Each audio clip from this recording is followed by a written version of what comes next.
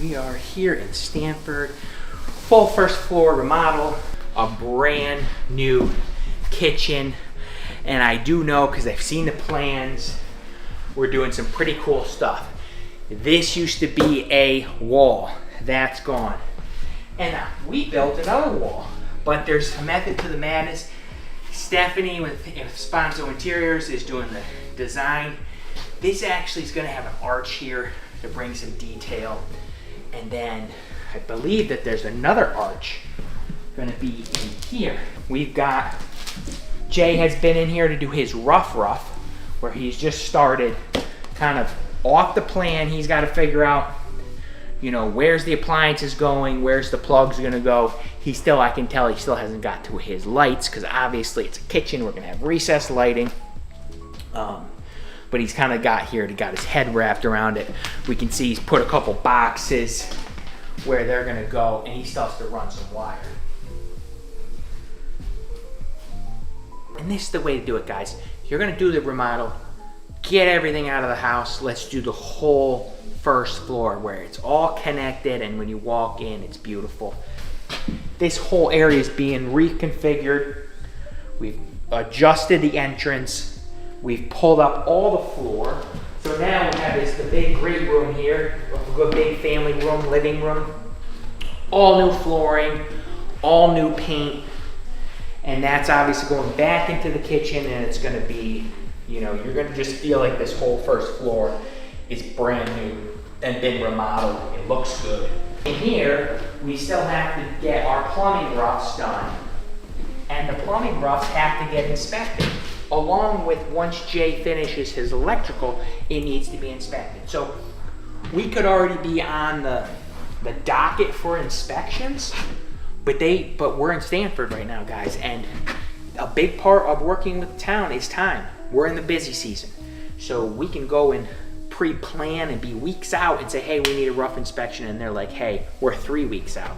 So we really, the logistics of all this, we want to do work where we can that's not getting inspected, just to keep the job on our overall budget of time and schedule. And then they're also going to check this beam.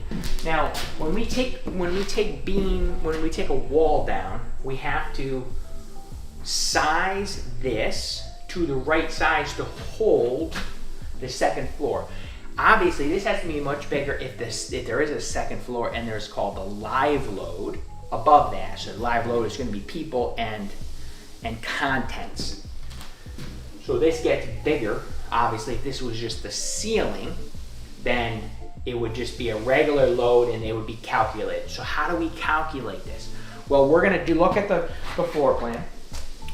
We're going to measure what we have for floor joists above, along with the span here and the span there, okay? Then we're gonna give those measurements to the lumber company that is going to, based off of the beam manufacturer calculation, it's going to size this. It's gonna say how many, what's the height, and how it's put together. So, meaning, how is it nailed? What's the nail pattern? So we can see we've got a certain bolt, and it's gonna be at certain increments. So that's gonna come from the lumber yard. We still have to give them the floor plan. When we take this load, the load is coming across on both sides, and then it's hitting where we say we're bringing the load down to the actual ground, and continue them into the basement. So let's go in the basement and let's see that. Taking that point load from that beam down to, you can't just put a beam onto this concrete, because when you put, this is actually nice and thick, but there's this, like the area here, you can see it's actually pretty thin. If we were to put one of these lolly columns just right on the standard concrete, over time, it would go right through. Now, the problem is when you switched flooring, you have to understand what your subfloor is. If this here had either it could have a concrete base with wire and tile above it, that's additional structure. We have this great, standard 2 1/4 hardwood flooring going here, there's structure to this, right? So there's a structural integrity to this floor, so it can go over that thinner 5/8 and still feel good.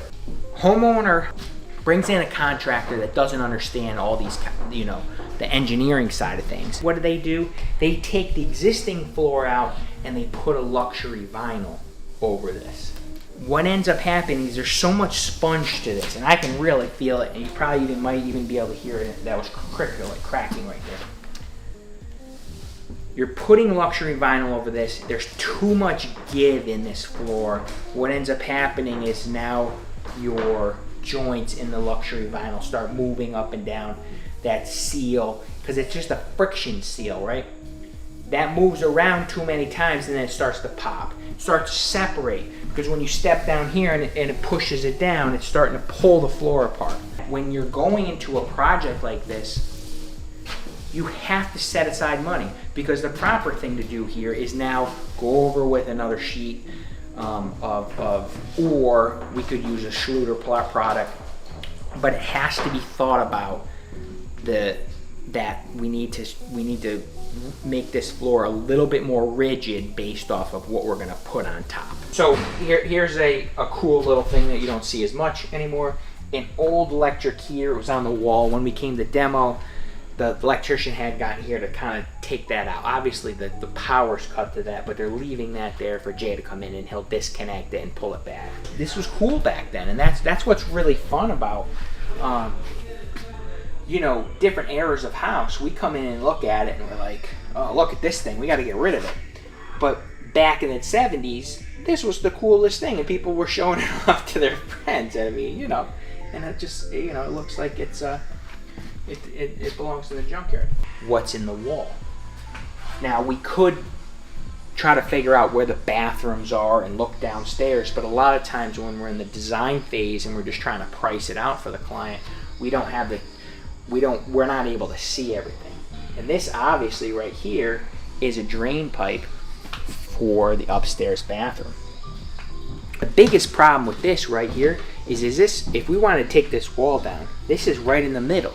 We'd have to open all of this up, and it could be $5,000-$6,000 just to get this to an outside wall or back, or we might have to leave a column somewhere. So sometimes we can have full plans of everything and it's perfect, and we open this up and we missed it. We tried everything we could, and this opened up, and now we say, what do we have to do? That's the key thing. We bring the plumbers in and we say, what can we do? Bring the designer in and we say, well, we've got all this plumbing. What do we do? Typical, you know, 60s, 70s home, you're gonna see copper. 50s to the early 70s is usually copper. Then we started doing ABS, which is the black pipe, and then we turned to more straight PVC, which is what you see now. It's the white pipe, and then PEX, all plastic. I don't know, guys. Plastic? Who knows? We shouldn't be drinking out of plastic water bottles, but our whole houses have water pipes that are all plastic. So who knows? Emotionally, it is going to be taxing. You're going to have so much decisions to make, and there's always going to be stuff like this when we want to open up a wall. Always. It's not if something goes wrong, it's how many things are going to go wrong and how much is it going to cost to get past all of it. And if you're not ready for it, don't do it. Just move or leave it. Don't do it because you're having a bad day. Do it because you're ready for the adventure, the journey. We are going to literally dismantle your home with no idea what's in the walls and try to put it back together with trying to marry up all different types of building materials that are all over the different decades. You know, something that's built in the 70s is, you know, hasn't been remodeled. I mean, it's newer than when you think about how much in Connecticut is 1920s and even older. You know, we still have homes that were built in the 1800s, you know, the antique homes and those are always a fun because we're opening up and finding all types of stuff. In here, nothing that surprised us. It hadn't been renovated too many times, so it was all pretty, you know, standard from the original. Beautiful, it's gonna be a beautiful kitchen, all completely done, all new flooring and paint.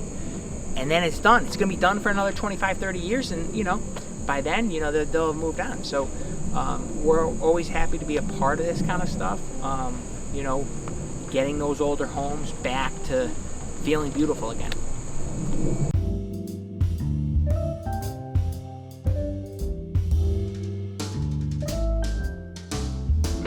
So Steph, like lots of different, we have a lot of different textures, different colors here. Yeah. And I love it because like when I'm looking at this stuff, and even if it's on paper or mood board, it's like, is it going to all come together? Right. And it did here. It does. It absolutely does. I love using color. I love using a lot of textures. I think it gives an earthiness. We did incorporate a feature into the lower corner cabinet that is really useful. So this is called a blind corner. So what this does is it takes everything that's inside of your cabinet and brings it out to be right in front of you. So this is all usable storage, even though it's a hidden cabinet. Everything pulls out really easily and then glides right back in. So one of the cool design elements that I noticed when we were kind of in the framing part of it was the arches. There are 3 places where we have this theme. The first and most visible is that on the hood, we have this arch. And then I designed these other 2 arches to match the radius of the curve is the same on all 3. So the thinking was when you stand and you're coming in from the mudroom over here, you look through the arch and the shape is mimicked here and there. So one of the things that was really important to these clients was pantry storage. The way that this floor plan worked out, we did not have a dedicated pantry and we weren't able to incorporate a physical room for a pantry. So what we opted to do instead was have a full height pullout here. And so this acts as quite a bit of pantry storage in a space where they didn't have the layout to accommodate an actual physical room for a separate pantry or a large closet anywhere nearby. This is functioning for them as their pantry storage. And we also designed the mudroom in a way where if they needed overflow pantry storage, there's another set of large double door cabinets right behind us. And so through those 2 cabinets, we were able to give the functionality of a full, more walk-in pantry without actually having a dedicated room. I love it. We also added an appliance garage, and this is a place where clients can store things out of sight. So in the morning, you know, she can pull these things out and use them, but then when she's done using them, then they go away just as easily. We do have 3 different types of hardware pieces here. We have a cabinet knob, we have a drawer pull, and then we have a bin pull. The reason that I put the bin pulls on these 9 drawers here is really, part of it's aesthetic, but part of it is also that I wanted something with some heft to it, because the point of this design is so that you can be working at your cooktop and you can have these really large, really robust drawers that house your bread and butter cooking elements. So I love drawers at a cook station because when you're standing over it, you're looking down into the drawer instead of opening a door and bending down to see what's inside. So there's a functionality to having this type of hardware. There's an aesthetic. This is a focal wall, so having a distinctive piece of hardware here sort of draws your eye in a little bit, but also the fact that it's more robust means there's a little more heft when you're pulling it out, and you are housing some really heavy things here that you are putting on your cooktop every day. So there's a lot of factors that go into the hardware selection. Absolutely. Yeah, I love it. Well, awesome job. I think this was, came out absolutely beautiful. Thank you. Thank you.